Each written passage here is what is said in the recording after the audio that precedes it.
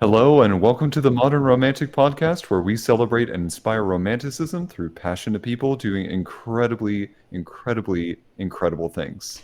Yes, did I use incredibly? Yes, I did. Will English teachers everywhere spite me forever? I'm not sure. Hi, I'm Trey.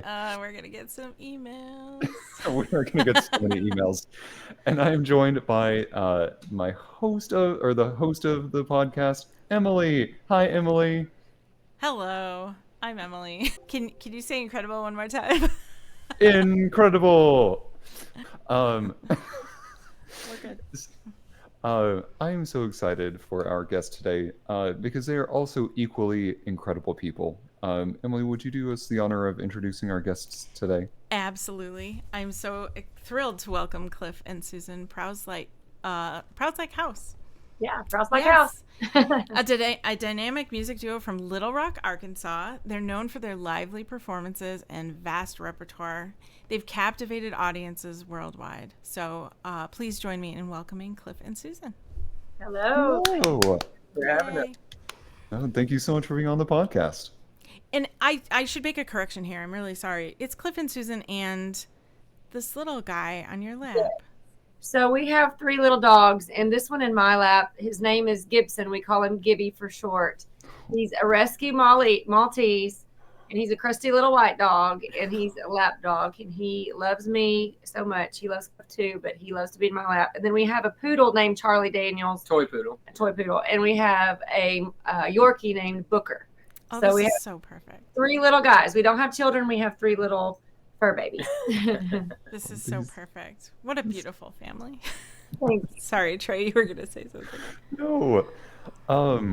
I was struck when I was starting to listen to your music and listening to your story and reading about your story. I want the world to know, how did you two come to be in music? Because I think it is incredibly fascinating. Well, is that a question about how we met or how we each individually or both and all of the things? Yes. Yes. Okay. Well, I'll start and just kind of tell you how I found music in my life. I grew up in a very small town in Magnet Cove, Arkansas. And it's my mom is still to this day the church piano player. And so growing up in church and watching my mom play and sing, I asked her for piano lessons when I was about 6 years old. And I think she started teaching me a little bit, but realized she needed to find me a teacher. And I took 10 years of classical piano lessons from a lady by the name of Dorothy Johnson, who's since passed. And I always say it was the greatest gift my parents gave me was the gift of music. And of course, also, having her give me her talents and gifts through the teaching. I went to school for math and science and ended up in corporate world, and then discovered piano bars when I was in my early 20s, and did not ever think that piano or music could be a career path until I found that platform and that concept of sing along and knowing lots of songs and taking requests. And so there's a lot that happened between 2003 when I started there. But fast forward, I left the state, went international, came back, and met Cliff on stage in 2016 at the same club that I started at in Little Rock. We were both booked at the same venue. So that's how I got started, and that gets you caught up to where we met. And I'll let you take it from there. Yeah. So I've been in music my whole life since I was about 4 or 5 years old. I started playing drums and picked up a lot of instruments along the way. I play several different instruments, but started fiddle when I was about 10, and I took a few years of lessons on that, and that's become one of the primary instruments that you'll hear me on in our show. And so guitar and fiddle were my main hats, and I would play. I was working at a pharmacy at the time, actually, in around 2015 to 16, and that's when I met her. I was playing at Willie D's on the weekends as like a rotational player on guitar or fiddle or whatever they needed me on. And so we happened to meet there, and then we just started playing ever since. And it was music at first sight. I immediately added him to my show that I had at a casino in Hot Springs, about an hour away here in Arkansas. And a year later, we had eloped in Vegas. So love happened pretty quickly. And we've been together, almost married on July 7th. 8th. She'll get it wrong We're every married time. 7 years on July 8th. I'm sorry, I got the 7 and 8 backwards. We've known each other for 8 years. We've been married for 7 almost. So Well, happy early anniversary. Thank you. Oh, that's so exciting. It's a lot of Like, 7s and 8s. I understand. I know, I get it. 7, 8, whatever. That is so wonderful. Do you ever look back at this story that you just told and go, this is going to look great in a movie? This is going to be such a great movie. I don't, but now that you say that, I mean, I will say, I've chosen music and my path has been very untraditional. I would say just, choosing music, and never in a million years did I think at that point in my life when I just decided I get enough love from the people that I'm surrounded by at shows. And, it was very challenging to find someone who fit in my life to join me as a partner. And when I came back home from Vegas, and I'd been in LA and Vegas and was traveling international, but I was like, I just got to get home and get grounded again. So I moved back home with my mom and dad, honestly, and was playing and just picking up shows. And then I met an Arkansas boy with same values of love for family, love for Arkansas. And here we are. And, and he was unbelievably talented and such a great fit. And at the time, obviously, his talent stuck out to me, but then knowing his character and our personalities, yin and yang, and how we fit together, it's just a blessing that I never thought was going to happen. So maybe that is a good story for a movie. I don't know. Yeah. What a great team you guys make. Thank you. Yeah. Do you ever, I always ask this of those that are like trained classically or have done music throughout their life. You have been exposed to so many varieties of music, so many different genres. How do you consolidate that, or how do you incorporate that into your music? Well, I think when we play so much music that people love, it definitely becomes ingrained in us of what people like and respond to really well. So that definitely, whether we know it or not, kind of drives our musical inspiration to write in that same vein of, either maybe it be a call and response or some, like a sha la la brown eyed girl thing. So who knows what it might inspire us to write. But I do definitely think that, a lot of the structural and chords that we use and kind of the melodies and tones that we use for our song will definitely be familiar, because it's probably taken from some sort of inspiration of something that we've played and know that people respond to. I say it's the best masterclass in hit songwriting, having to play the hits from all decades. And after 20 years of doing that and taking requests and playing songs that people know and love, I mean, you're going to inevitably understand, like, somewhat, it's going to, like he said, it's going to be influencing your lyrical or melodic hooks that you're writing yourself. Sometimes there's a challenge to get away from, because you're like, oh gosh, is that something I've heard before? Did I just write something that's been written? So luckily we've never had that get too close. But there's nothing new under the sun. And so it's all the same story written. I can't remember who said it. It might have been no, I think it might have been James Taylor that said, I write the same song 100 times, just with different chords. And so that's kind of what your challenge is as an artist to do. But, obviously, if you listen to our album, if you listen to our music, we are more country and Americana, but we still definitely use there is a little bit of variety on. There's some rock and roll in there. Yeah, there's a lot of Jerry Lee for me. So. There's even a little bit taken from some R&B. If you listen to Better Than a Country Song, it's the third song on the album, and it starts with a really great drum beat that you've probably heard in some R&B song. Who knows? So there's a lot of inspiration there. Well, speaking for me personally, I heard the line that this was like the female Jerry Lee Lewis before I even heard your music. And I was like, okay, I'm skeptical. Oh, really? Okay. Yeah, because I was like, come on. Jerry Lee Lewis was like, I mean, he's like a legend, right? So you're like, how this, of course not. That can't be possible. But then I went and I listened to your music. And specifically, the one song that I heard first was it's Fiddle and Keys, right? Yeah, the title track. That one especially because you get the video is the one that you have to see, because you can hear it and you can tell there's like, whether you hear it or whether you see the video, you can tell there's this, you guys have such a joy in playing and playing like that I immediately was like, oh my gosh, yes. It's true. It's absolutely true that you guys are this. It's not even like an exaggeration, or we're not just trying to be cute. It's very much real. And I was like, oh my gosh, she is the female version of Jerry Lee Lewis. This is exactly as advertised, and I loved watching. You guys are playing with smiles on your faces, and you're like, the joy that's coming out of you, especially in that video, is awesome to see, and I loved every second of it. Thank you. Are you talking about the one, because we released a couple of other fiddle and keys performances, but is this the one that was on national television? Is that the one we're talking about? I'm probably, because did I play with my foot is the question. Did you see me play with my foot?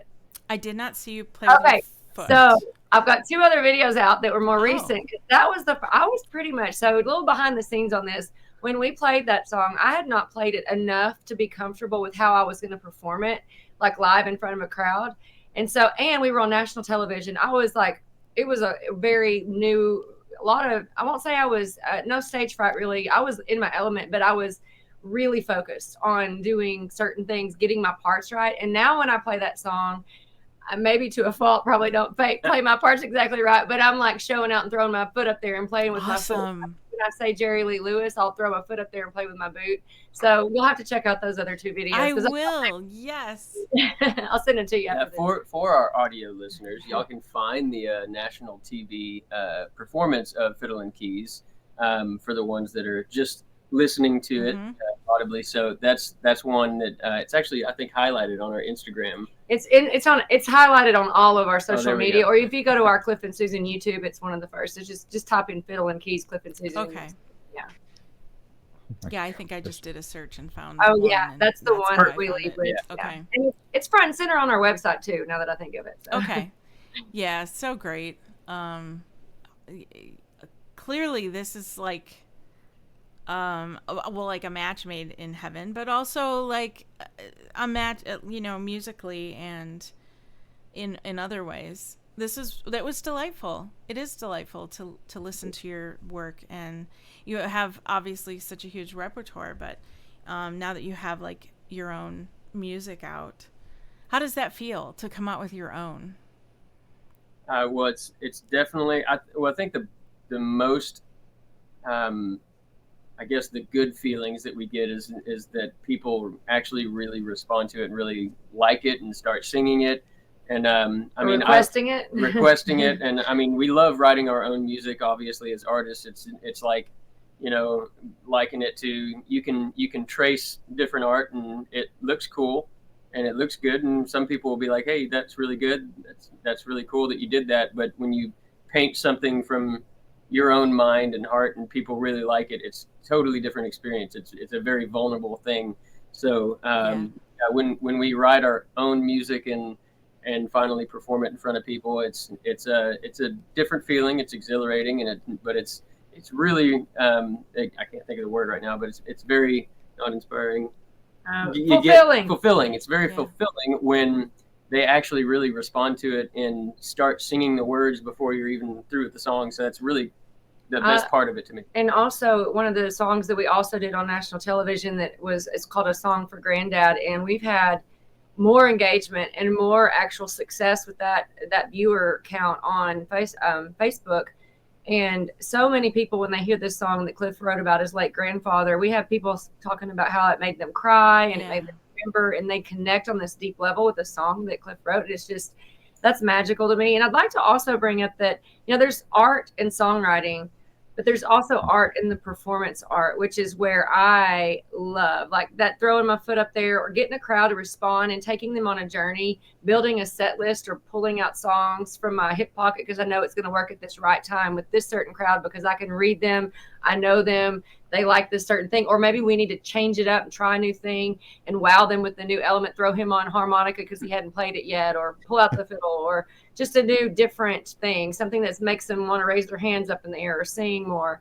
or dance. That artistry I'm addicted to, and I think I will always want to be on a stage doing that until the day I die. So that, I mean, to have now your songwriting coming into that lane as well artistically is really cool and fun. So when you're talking about people requesting your songs and singing them back and actually responding to your music, because that's unfamiliar. If they've never heard the song, that's one thing. But now they're starting to like become familiar with our music, and it's exciting. Yeah, that would be exciting. When like you talked about the live performance of things and how you can kind of change things up, whether it be throwing it onto a different instrument or throwing your foot up there and playing with that. One thing I was curious about is, do you ever find a time to like change it up for the audience and kind of do something where you do an extended piano solo, or you do an extended fiddle run, or you wind up pulling out another, like a mandolin, for example, and start doing something that to kind of do something different with songs? Or do you find more so kind of sticking to what you've already written?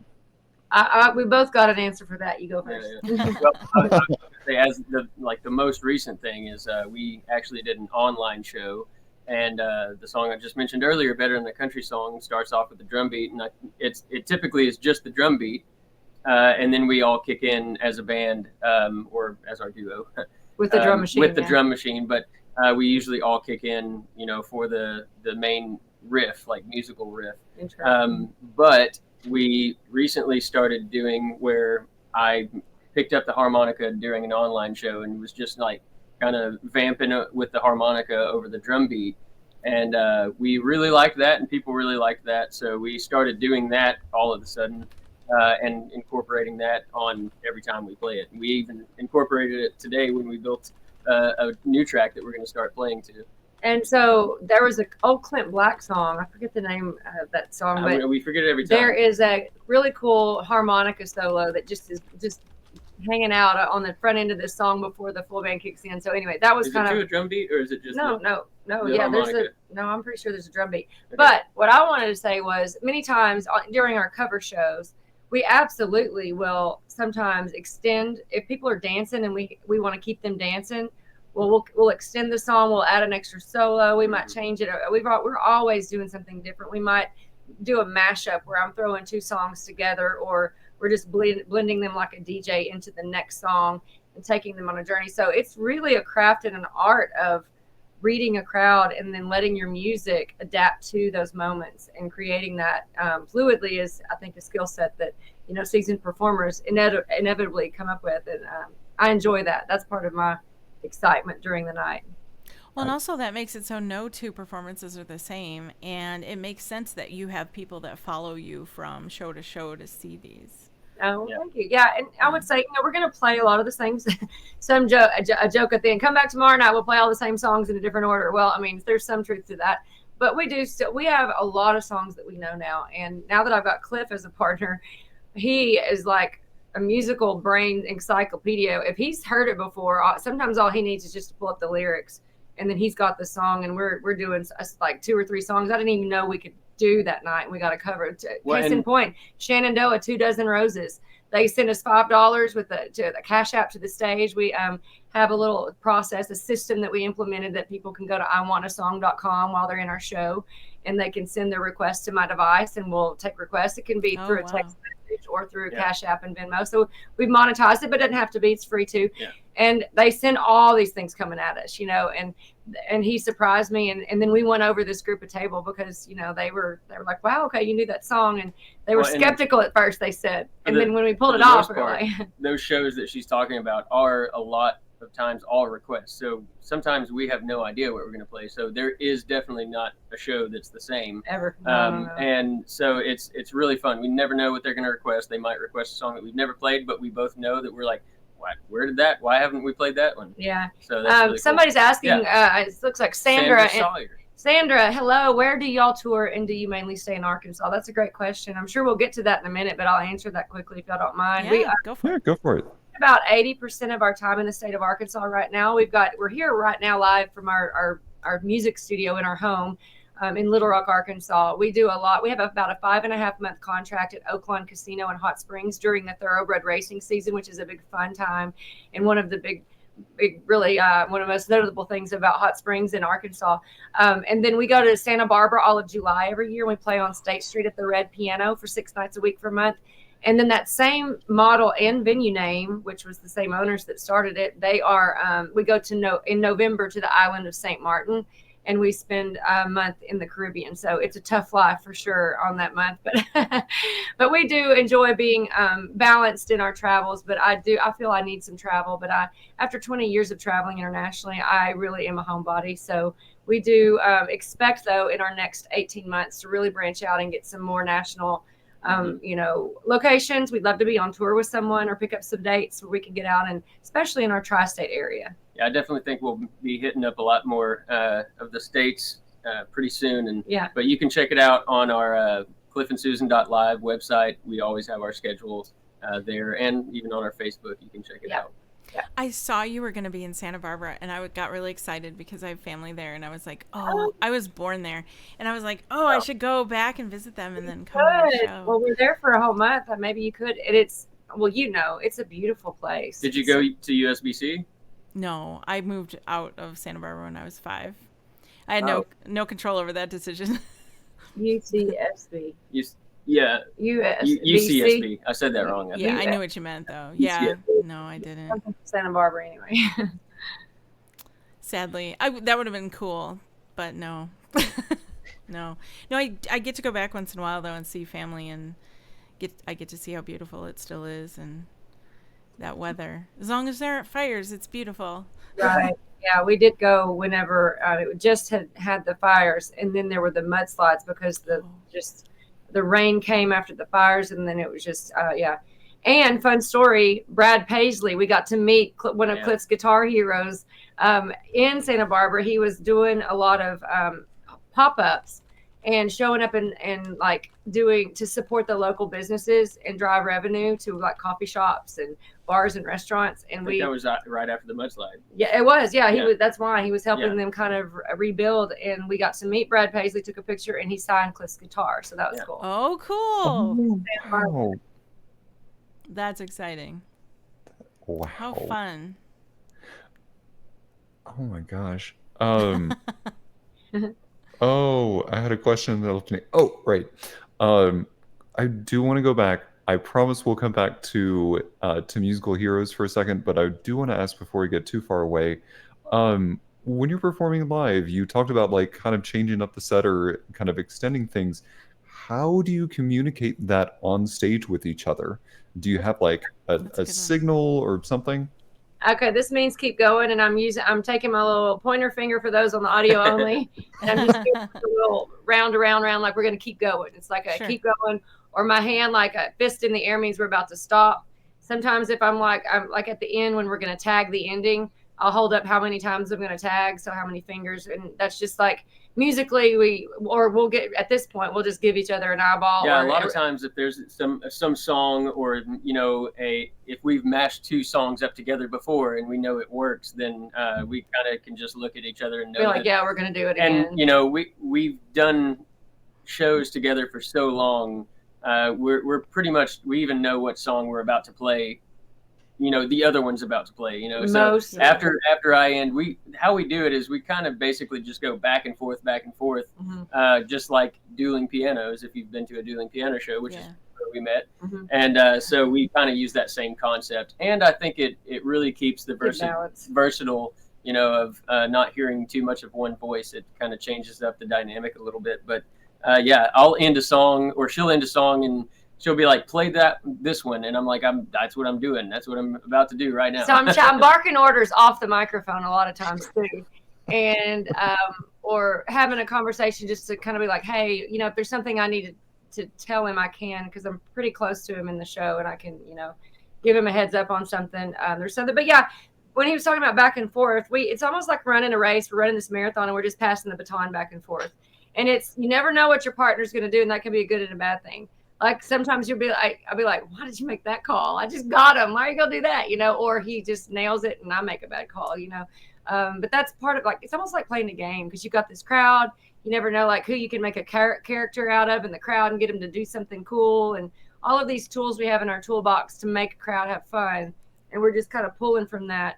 and the energy's never the same. It's always a different crowd, different night. You never know if somebody's going to be crazy or, it's just lots of fun. So, cue to your audiences. If you want the song to keep going, just make a spiral motion with your index finger. Yes. Or here's this. Do you know what this might mean? Do you know what this means? So I'm like, it's hard, and I don't know how to explain this to anybody who's not. So this means like a fiddle player. That's what I was guessing, but isn't he already so playing? if I do this, I'm like, we need to do fiddle next because we haven't played fiddle yet, and that would be a sprinkling, like a featured instrument in our show.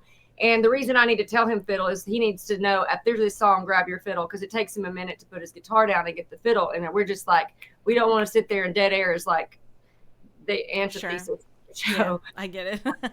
So is that antithesis, I think, is the actual, but I don't even know if that's the correct use of that word. But anyway, point is, we don't want to lose momentum, and so I'll do that hand motion. I'm thinking of any other hand motions that we always get the question about if we fight, like how do you work with your partner? Yeah. And Cliff always makes the joke that he'll start the fights before we go on stage because we are all about being professional. So no matter what we bring to the stage, and we don't fight a lot, to be honest, but if we have like a little moment, we're not in the best of moods, the stage like cures it all. Like immediately you follow suit. Even you might be faking it to make it at the first, but then you immediately just start having fun. So I love that. I also really like your hand signal thing. And I was thinking about Trey. I was thinking maybe we should adopt such a thing. I'll be like, grab your fiddle. Oh, okay. Yeah, like baseball, and you're like, they do the side nose right. or the earlobe pull. Yeah, I don't know for that to that level, but yeah, we might should be. Yeah, right. I'll be like, if you see me, right? This one. If you see me do this, I don't know. It means I can't hear you. Right. Well, I actually like that. Like this, I can't hear you. Right. We should come up with some, and then the audience can guess. Or I don't know. Touch your nose. I don't know what I'm about to say, or I don't know. Right. Please take over. Take the next question. Yeah. Oh yes. Okay. You can touch your mouth if the other one starts talking too much. Shut up. I love it. Hey, I think we just invented podcast hand gestures. Somebody write it down, make a checklist, and send it out to everybody. I love it. Oh, that's fun. It'll be almost like a guessing game because we're streaming. Like people can watch this and be like, "Oh, he just told her to shut up." Oh, the whole new level of why they should watch you instead of just listen. I love this. This is so perfect. So watch for this from now on, folks. You have to watch it though. Maybe you could like do a like purposeful thing throughout your podcast, like a scavenger hunt, and make them watch. And if they catch them all, then you get them like give away a T-shirt or something. I don't know. Like Gamify it. Easter eggs and stuff. And so whenever we record the intro that we do for our shows, we should say, and in this episode we have 5 hand gestures. Please see if you can figure out which ones they are. Which ones are the ones that actually have a meaning behind it? Because I'm over here gesturing all the time anyway. That's funny. I love that. This is great. Going back to when you were talking about being able to get your guitar signed, are there any musical artists that you would love to meet? Whether it be for coffee or jam session, like who would you want to meet right now? You want to answer first? I'll go second because I'm gonna switch up my usual answer because Okay. he asked a little bit differently. Well, I have a lot of different people, so it's hard to. The question is, who would we want say. to hang out with? Is that the question? Well, Coffee or jam session? either jam or coffee. Yeah, go ahead. I mean that's a very tough question. I have so many influences and artists that I listen to. But just to sit and chat at a coffee shop. Let's go there because that's a different question than we normally get. It definitely is. To pick their brain and just hang out with.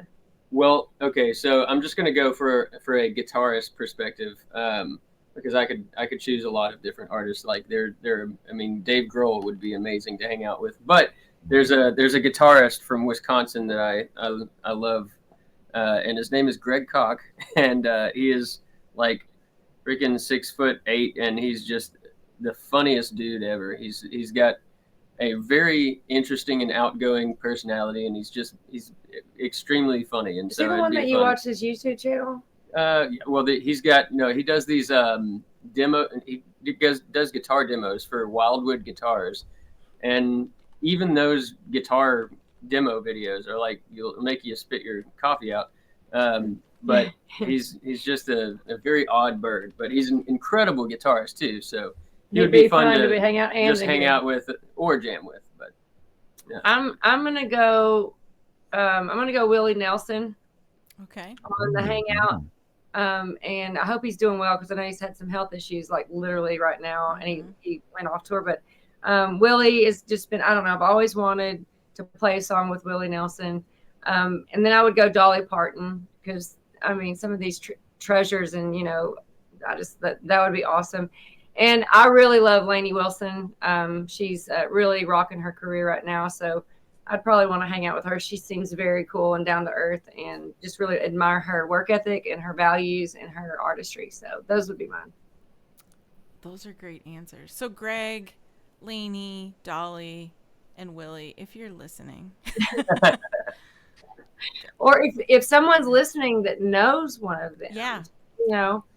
Get in touch with us, or get in touch with Cliff and Susan, and we will make this happen. Sandra, I'm sure you know at least one of those people. Sandra is so good at this. Yeah, she's. Yeah, we'll find out. We'll find out. Or if we can get one of them on the show, we'll just invite you back and be like, well, perfect. That would be come epic. hang out.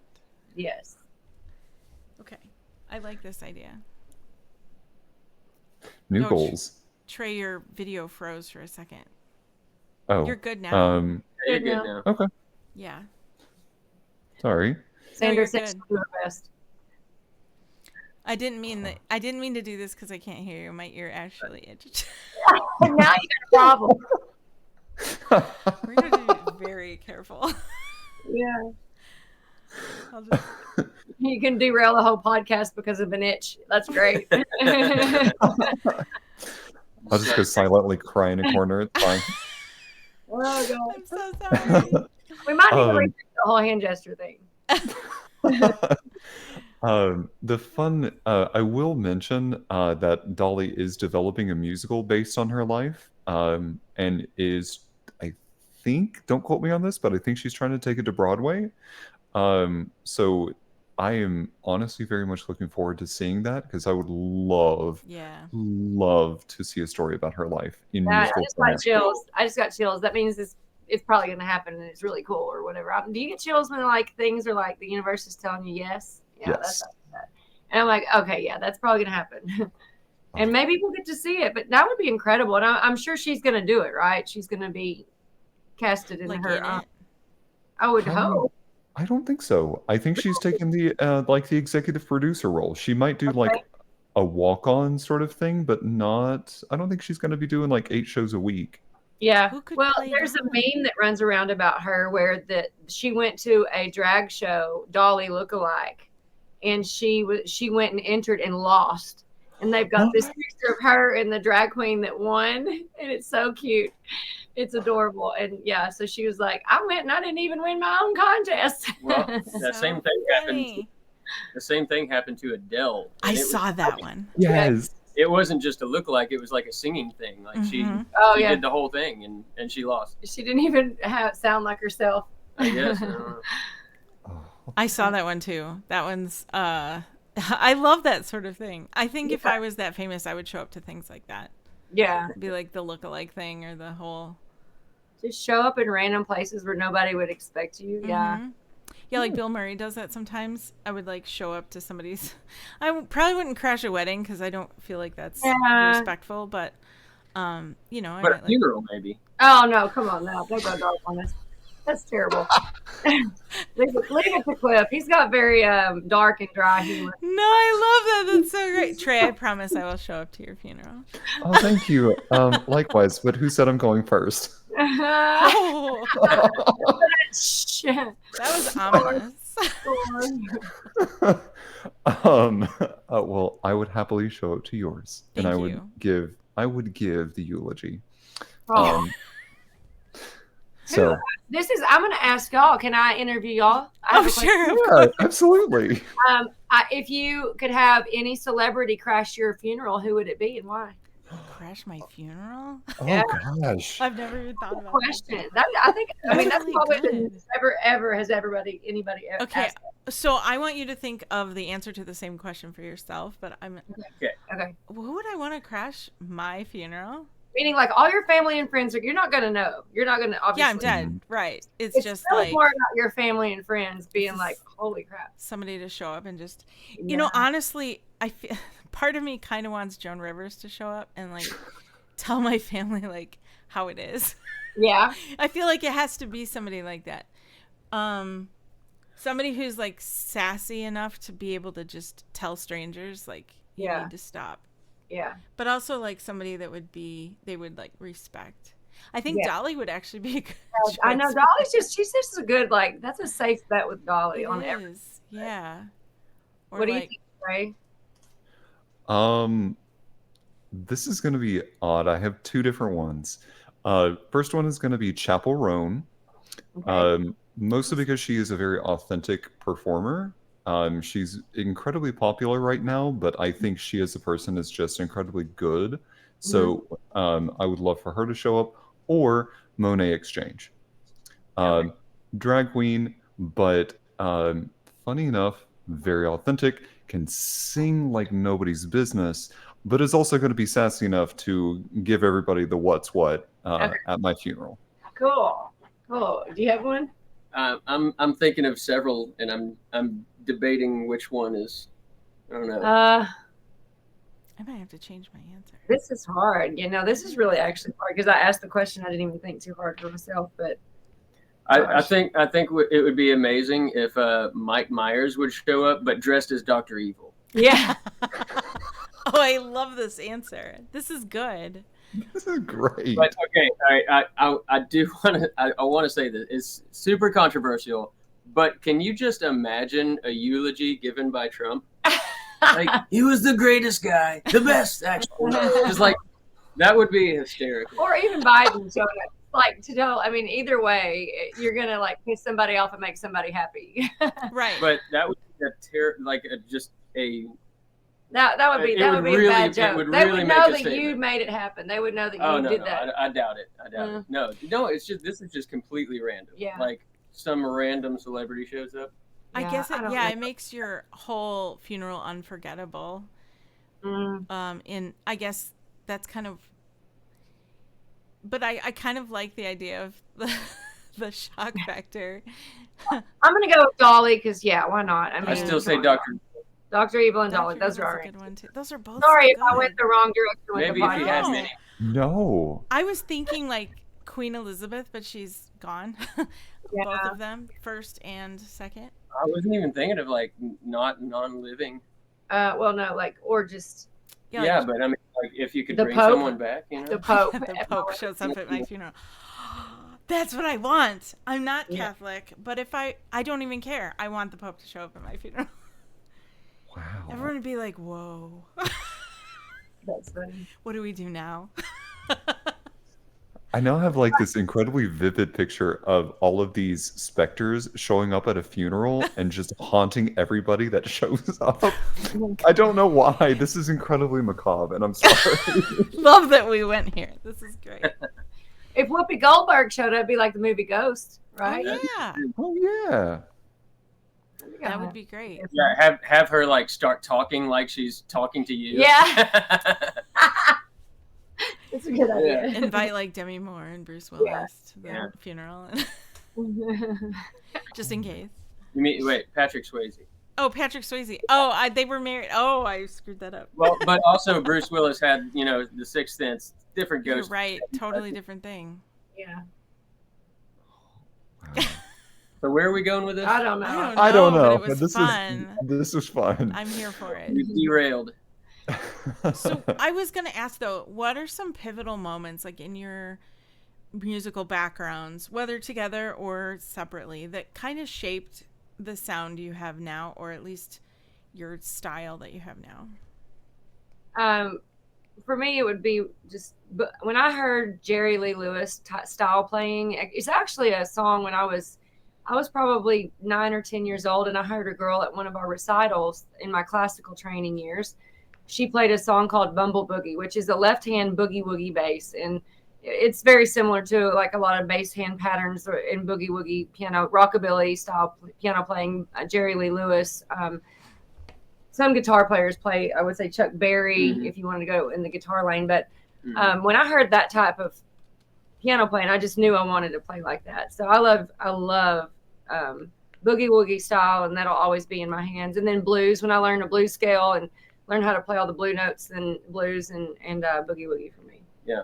I think, we both definitely kind of grew up with that classic rock, CCR, the Southern classic rock. And that was probably a great influence on a lot of our music. But I'm really big into like the 80s, 90s country era. And I followed a lot of guitarists from that era. But also, I mean, my dad was a guitarist, and, I grew up listening to the 80s rock and the Bon Jovi and the Van Halen and Dokken and all of the big, even the big hair bands. And so all of that definitely influences my playing and music. Well, and it's served us well whenever we were raised on, I mean, we're all raised on the music that our parents and grandparents listened to, most of us are. And so to have all of that handed down to us and being familiar, to then now have a career where we have to play songs people request, no matter what the age or demographic or location in the world, it's served us well to have that as influences. I have to say, what's this? Not, I'm gonna avoid using that word. I'm gonna say, what is the most interesting request you've had for a song?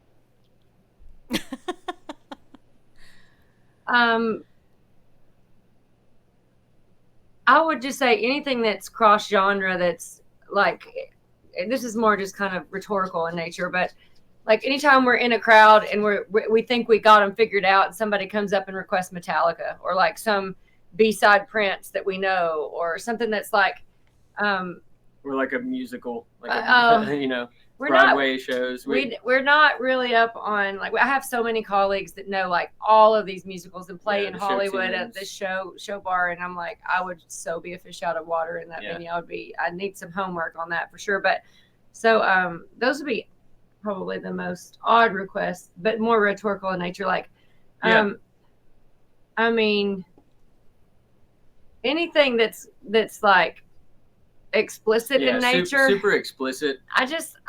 I'm like WAP and stuff like that. I'm like, and I have a lot of colleagues that know every word to it. And in an adult show, they'll go there. I typically, when I do rap and hip hop, I'll do it tongue in cheek. And about the worst I get is like, get low to the window, but I don't even say all the words. I'll let the crowd do it, you know? Right. That's really not, honestly, they request that quite a lot when they know that we kind of bust out into rap here and there just as a tongue-in-cheek thing, and then they'll start asking for more. So that's a little left field, but I will welcome say, in a way. We've gotten, this was at the piano bar when I was playing there, probably a couple months ago now, but somebody requested "Who Let the Dogs Out," like actually, and it's like, who requests that song? Like, that's a very odd request. Like, they're like trolling you at that point. Yeah. To try to see if you'll play something ridiculous, like "Who Let the Dogs Out." Do you end up do you see yourselves playing some of the music from the new Johnny Cash album? Have you heard about this? No, maybe why not. do I not know? What, Johnny Cash has they're releasing a posthumous album. Wow. It's on Johnny Cash's website, I thought. Well, then that must be very new, because I feel terrible that I don't know that. Now I'm going to feel like an idiot if I'm wrong, but I thought it was, yeah. Hang on. Now I know. I'm just going to Google Johnny Cash new album. If I'm wrong, I'm going to feel really stupid. Yeah, it's called Songwriter. Yeah, I see it. Wow. 11 original compositions he recorded but never released. Holy moly. Well, then we're going to be listening to that for sure. Yeah, we're going to Nashville tonight. We're driving from Little Rock to Nashville into the wee hours of the night. Has it already been released? It looks like it's Oh, yeah, because you could April listen to it the 23rd. whole drive. Well, it was April 23rd is when it said. So the fact that I The didn't know the this. single released, but it says the last single. So when is the album? I don't know. Huh. When? Yeah, Well, I'll be Googling it while we continue. Yeah. But I'll find this out because Songwriter. that's incredible. You know, okay, so I'm going to dovetail off this, but on the same topic. Being from Arkansas, you know, obviously, June 28th was when it released. It's releasing. Songwriter is releasing this Friday. So you are current. So and excited. I don't feel quite as dumb now because it is very current. But there have been 2 songs that have released off of the album, and this is going to look to be about a 12-song album. And Spotlight and Well All Right are the 2 that have released. Those singles have released as a teaser to the album dropping this Friday. But I am distantly related to Johnny Cash. Oh. My dad's mom's mom was a Cash. And so years ago, I went through the Ancestry.com and figured it all out. And I had always been told that I was, you know, so we already knew that. And then Cliff is distantly related to June Carter. Yeah, cool. My great uncle Emmett Carter, who actually just passed away, just like last month. He was 90, I guess, something like that. And I think his niece, or not grandniece, but something like that, was somewhere over June there Carter. On that side. It was pretty close relation. And you go, cool. Well, you're from Arkansas, and that makes sense, and that's cool and all, but doesn't mean because they were by marriage. There's no connection. We're not related. We're not related. We are not inbred over here. Of course. At least we are. We don't tell those jokes about Arkansas. No. I do because we are traveling internationally, and we will meet people from Arkansas, and I'll make a joke that we probably know each other or are related, and many times we will find out we know each other because, I mean, it really is a small world. First of all, it's small, but yeah, we end up knowing some folks, or they know at least where we play, or we make the connection in Arkansas. Yeah. That's very cool. Well, I didn't mean to surprise you with that. I just, it was news I had heard. And I love a good surprise like that. I need more surprises like that. So you were fixing to go into the Randy Travis thing, weren't you? Or were you going to go? Oh, okay. I for some reason I thought you were going there. Well, that's another can of worms. I don't know if y'all want to even open that one, but Randy Travis just released a new song, but they used AI to produce his vocal because he's nonverbal now due to his stroke. Oh. And he's still good permission though, and this song is beautiful. And he released it recently, and that was a very polarizing moment in country music, but just in the music world, to have a very interesting scenario with AI happen where it's blurring the lines of acceptability, but also like enabling his handicap to still produce music and create. And so that's a topic that's interesting to talk about and polarizing at the same time, because I could see that on both sides of the fence. Some people are like, oh, this is excellent, this is amazing, great use of AI, and then other people they get very scared about it and think it's terrible, and you know, how dare we use AI to replicate human voice. And I'm on the fence of it's coming anyway, doesn't matter what you think. So here we are. So it is kind of a cool use of AI in that he can still control it because it's his own art. Yes. That's the part I like. It's not stolen from someone else. It's not, he gave approval. Yeah, that is cool. And I love that he's able to still produce art in that way for him. I think that's really great. Yeah. Wow. So, it's a beautiful song. So I encourage you to look. I forget the name of it. It's been a minute since we looked it up. But it was about a month ago he dropped it. I'll look it up. Well, to me, it's like,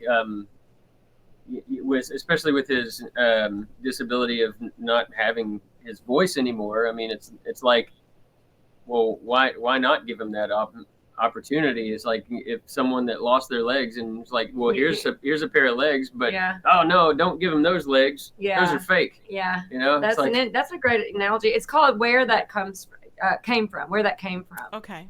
And it's a beautiful song. Yeah. Very cool.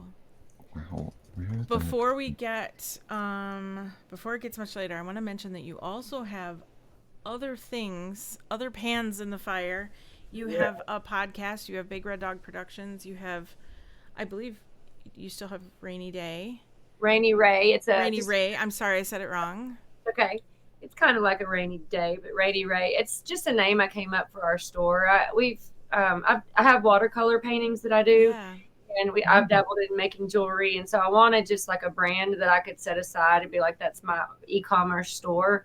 And then I've also put our merch out there. So right now, as of now, rainyray.com is where you can find all of our merch and all of that. But we do have a production company here where Cliff arranges. We're actually here right now. He arranges and produces our music as well as other artists. Yeah. Very We have cool. a lot going on. Entertainers Academy we launched to help other artists figure out how to have, careers like ours, with the show being the main thing, becoming an entertainer. And it's one of the best ways right now to make good money in the music industry is to book yourself doing cover shows and then work your way into the original venues as well. Mm-hmm. Very cool. And then, yeah, Entertainers Academy. Yeah, that's just kind of the umbrella is our production company, Big Red Dog Productions. Sure. So that's one of our products that we have as an online resource.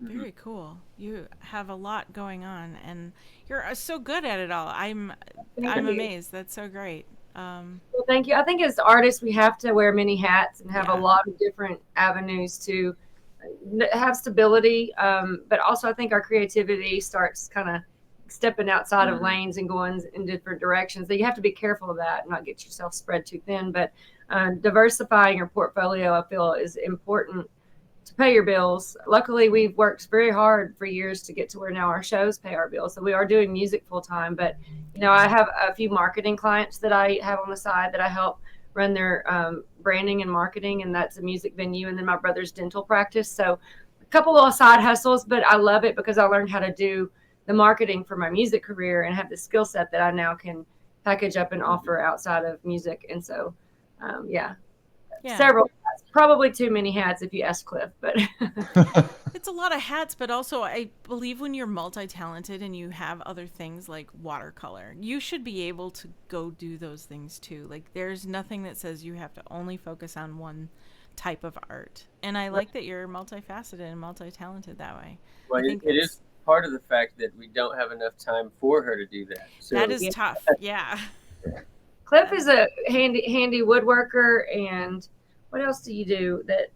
He plays like 12 instruments. So he's always, his brain on music is just beautiful to watch him create, from just thinking of an entire arrangement to starting with one instrument and laying that out and then coming up with this masterpiece, because he records single track recording or overdubbing, which is just playing one, hearing it in your head and then playing every instrument.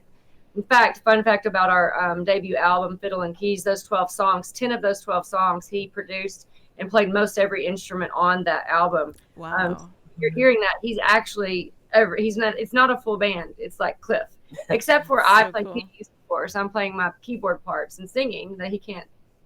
He sometimes plays keyboard, but I tell him on my signature part, I have to do it because that's my street cred. But he even plays piano. But it's pretty incredible what his talents, God gave him. Thank you, honey. That's so sweet.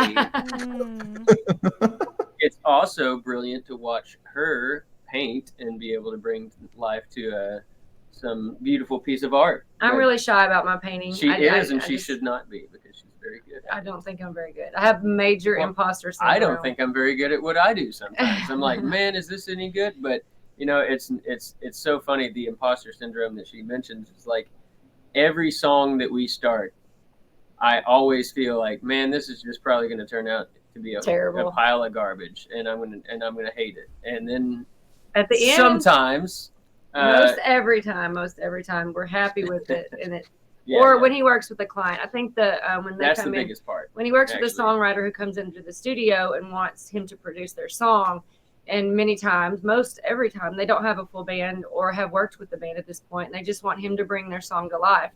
And he's always intimidated. I think you told me that's when I'm most vulnerable, I guess, and in my head and imposter, because I'm like, this is gonna suck. And they're gonna hate it. They're gonna hate it. With our songs, it's easier because I'm like, I already have kind of what I want it to sound like, and I'm not trying to please anybody else but myself and hopefully her. Yeah. And we're mostly on the same page with what what we're hearing and what we want things to sound like. So when it's someone else, and especially if it's something that I haven't worked on this genre specifically, like recently I did a very pop song. It's kind of like I don't know if y'all know Mitski. Kobe Calais. Yeah, Colby Calais, Mitski, or I don't know, Olivia Rodrigo, some of that type of stuff that's I'd never done before, and Sure. like It turned out amazing. I was like, this is gonna suck, but it ended up. He was being in pretty here cool. scratching with it. I was like, "What are y'all doing in here?" yeah, he was making these sounds. Oh yeah, and so I had some brushes, like metal drum brush sticks, and she wanted I the just sounds had- of waves, and he's in here making waves. I'm like, Oh, "What? sure. Just come back Oh. later." And it turned into this I amazing. just like did the brushes on the desk and recorded that. Cool. So cool. I love Oh my So God. it's really it's pretty incredible. And I will tell on Cliff, the part of Cliff's brain that got all of the music took from the part that he can't find Walmart from our house. Like he has no sense of Well, direction. I can find Guitar Center and Taco Bell. pretty Somehow much he does anywhere, that. But Otherwise, we will turn around at least one time if we're going somewhere, and it could like most likely be in our home place. Like we're just not. He just doesn't have. I'm like, how do you not know which way home is right now? He does not have that, and it used to be a lot of fighting, and now I just accept it, and I'm just like, you have to turn around, and he's learned to go. When I so say ADD. Yeah, But I mean it's he like used to fight with me. I'm like, take a left. He's like, no, it's a right. I'm like, are you seriously gonna? Are you like? It'd be like me telling you how to play guitar. Like, just I trust you. Like, just trust me. You're brilliant in many ways. Yes. That's and then you also have your podcast and links to a few other things. So definitely go listen to that. My last question is, what is one question that you wish people would ask you more?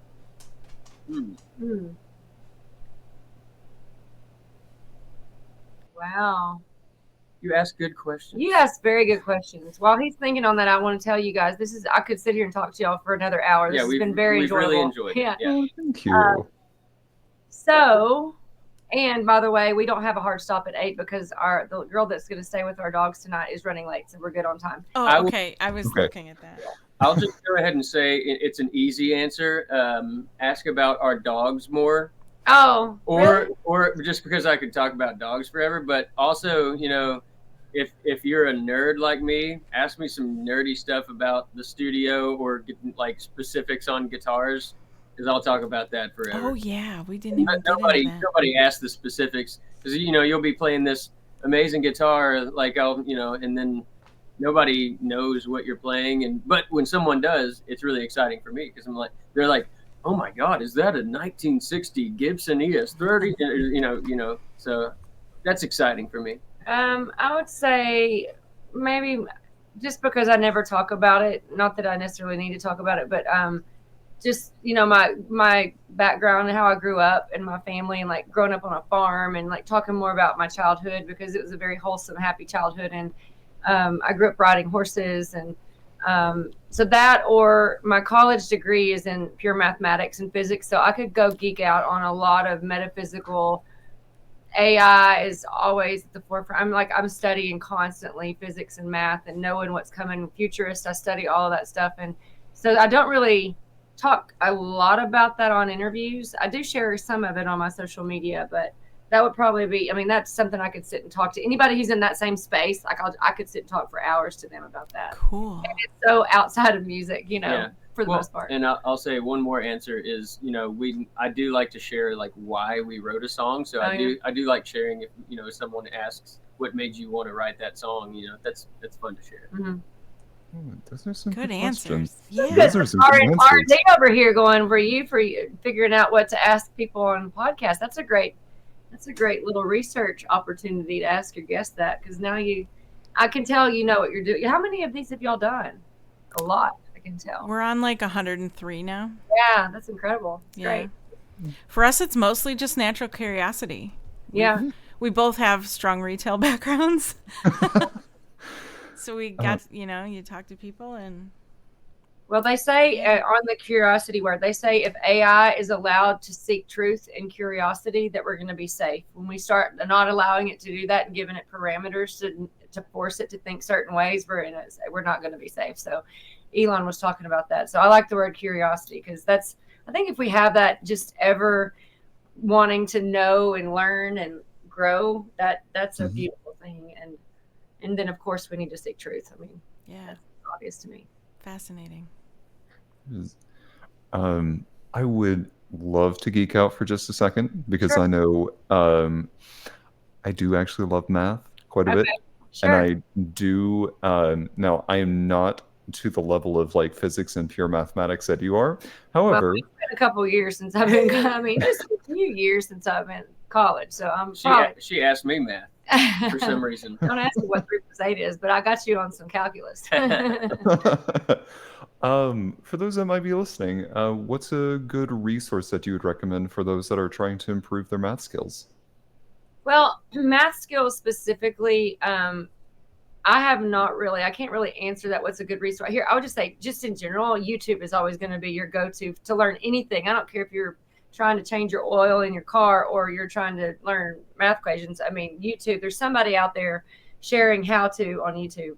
I'll kind of take that and add to it and go another direction just a little bit.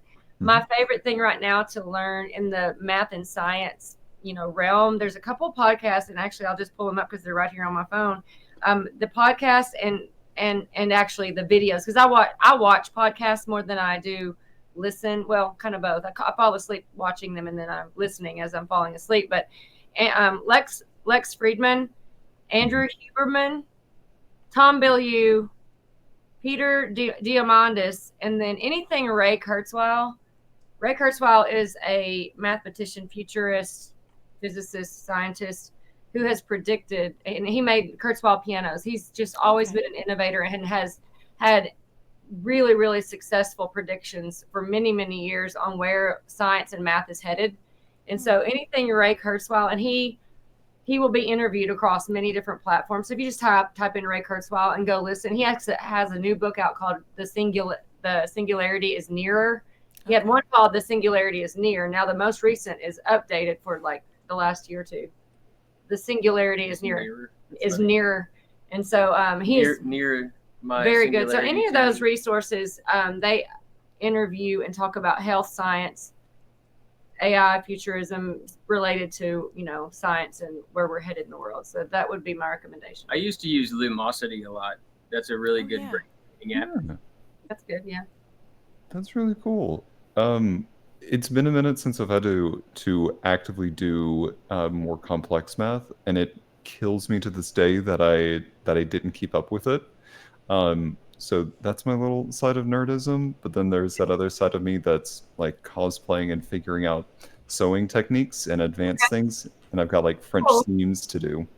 That's awesome. Well, there's so much math in all of that. There's math in music. I really, honestly, I get so structured with my music. I get too structured and have to let myself just feel instead of think on the mathematics and music. And but anything really has math, and sacred geometry is everywhere. I mean, then you could go metaphysical and talk about what I think AI will unlock for us is a lot of the questions that Einstein couldn't answer. Those will be answered in our lifetime through AI, and so that's fascinating and exciting. But yeah, I don't do any complex math lately. I mean, one that is kind of funny. You mentioned y'all were both in retail, but also on the nerdy side, I used to work at Hobby Lobby. Oh yeah. Oh yeah. I got really good at doing percentages because like things go on sale constantly. Yeah. For whatever reason, like you had to take the gun and like figure it out on the spot and be able to change the tags, and like especially during like Christmas time, because it would go from 50% off, then 60, then 65, then 70, 80%, and it would change like weekly. So we would constantly be having to go through the store and doing percentages, and I was the only one there, I feel like, that had the ability to do that, because everybody else had to use their phone, and if the manager like caught you using your phone, like he hated that. Sure. So like like there was actually literally a math quiz. Like to work there, they gave you a whole big math quiz, like to do multiplication and division and percentages, and I was like, that's crap. actually really good. I was like, oh crap, I'm gonna fail. I'm not getting this. That's one thing about Hobby Lobby is they've always kept things kind of on still a little manual. Yeah. Versus using computers and things like that. You're right. they just upgraded their payment system. Like before, Oh, it yeah? was like a swipe only, and now you are now finally able to tap Oh, your card within like the last 6 months. I like that we all know a little too much about Hobby Lobby. Well, I might be shopping there mostly for the fabric. I was gonna say about the fabric thing.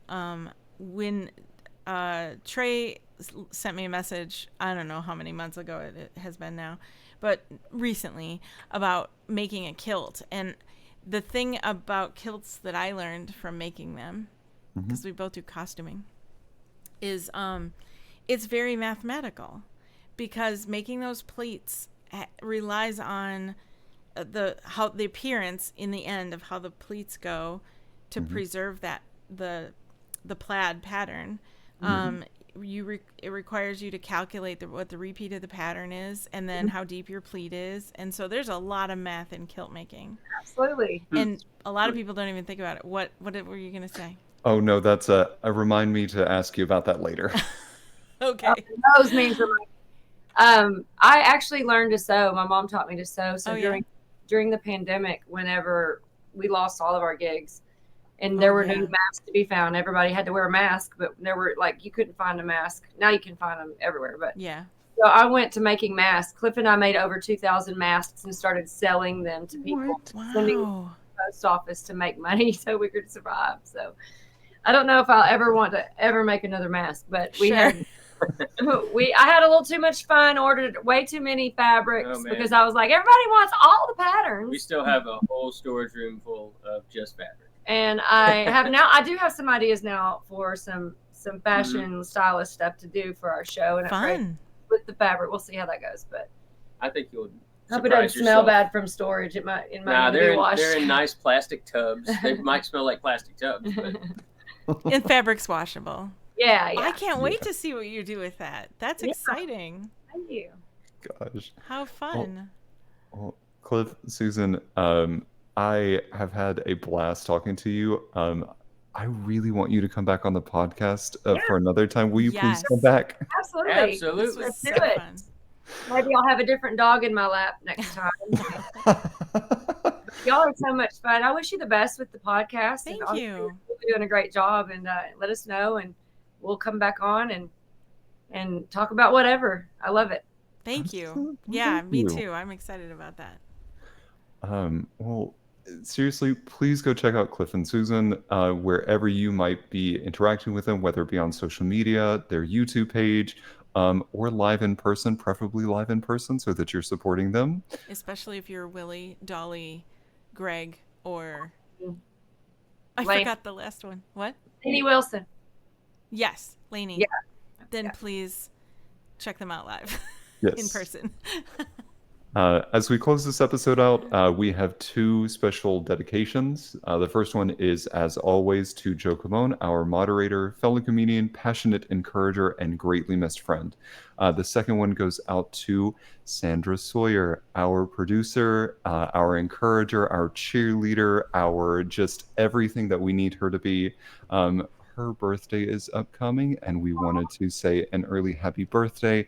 And we could not do this podcast without you. So please know how special you are to us. We love you, and we wish you all the best. Happy birthday. Thank you so much. Thank you so much for watching. Remember, everybody, go out there and play some fiddles and some keys. Have a great day. Thank you, guys. See you Thank you soon, so much. hopefully. Bye.